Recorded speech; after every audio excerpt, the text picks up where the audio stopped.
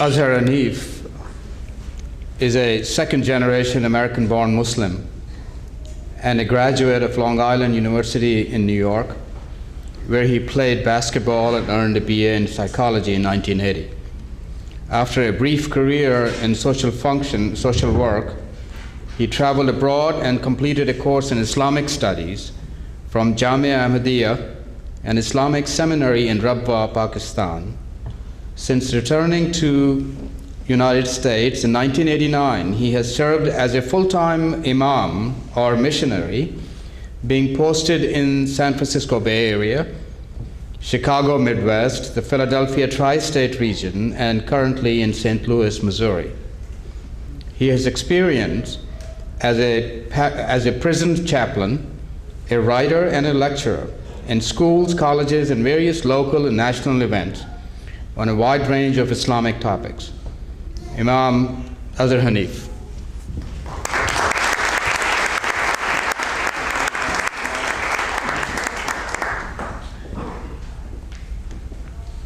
As you see, I play basketball. I'm going to have to raise this up just a bit. But I'm quite used to it in my congregations.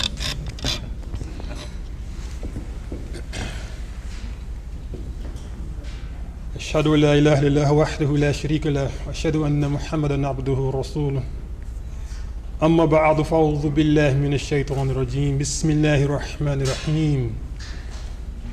Most distinguished members of the panel and all of those who have taken the time and trouble to join us today in this very blessed occasion, I begin greeting you with the greeting of Islam, which is Assalamu alaikum, peace be with you, wa rahmatullah, and God's mercy, wa barakatuhu, and his blessings. And in fact, to me today is a great blessing. The day you can find on a stage of life, any nation this earth, a Christian, a Hindu, a Muslim, a Jew, a Sikh, sitting together in peace and harmony and projecting the essence of their faith. This is what all life and all nations should be about. And I am honored to be here today. I'm pleased that I had the opportunity to represent in a very humble way the faith called Islam.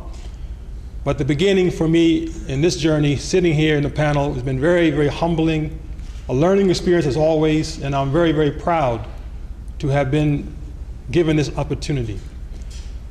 Let's, however, go back to a much earlier age in life. I'll say the age of the playground, because that's when you see many things. Children are very simple, they're very honest, and that's where truth comes out. Because they don't hide things, they just tell it, as we say, like it is. And something we always see on the playground, one child will say to another one, my father is bigger than your father. He has more money or a bigger SUV or whatever it is, and that starts the whole process, as you know. The other one will say, no, my dad is bigger than your dad. He got a better SUV, a bigger house, a bigger car, whatever it is. And what does it lead to? We know the ultimate playground fight. Whose dad is bigger and better than the other one? I say this because it reminds me of a tradition of the Prophet of Islam, Prophet Muhammad, where one day he addressed his own companions and he said, did anyone here today abuse their father? And they were quite surprised at this question because they had known what he had taught them. The great value of family, the great respect for one's mother. Once someone asked him, well, who should we love? Who should we respect the most? And he said, your mother. And then they said, well, who then after that? He said, your mother. And he said, well, who after that? He said, your mother. And he said, well, after that, he said, your father. So they knew the values of Islam. They knew the traditions and teachings of the Prophet Muhammad. So they were surprised that he would ask them today, has someone abused your father? Of course, the question, as we would say, was rhetorical in a sense. It was a question to make you stop and think about life, to consider what you're doing, how you're relating to people, to those who are in your greater family, so to speak, the family of humankind. And so he said, by abusing someone else's father, the result will be they will turn and begin to abuse your father.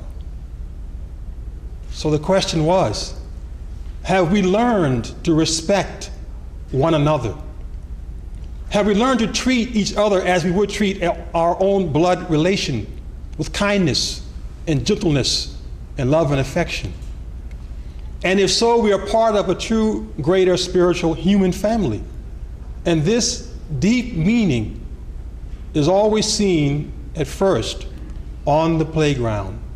My dad is bigger and better than your dad.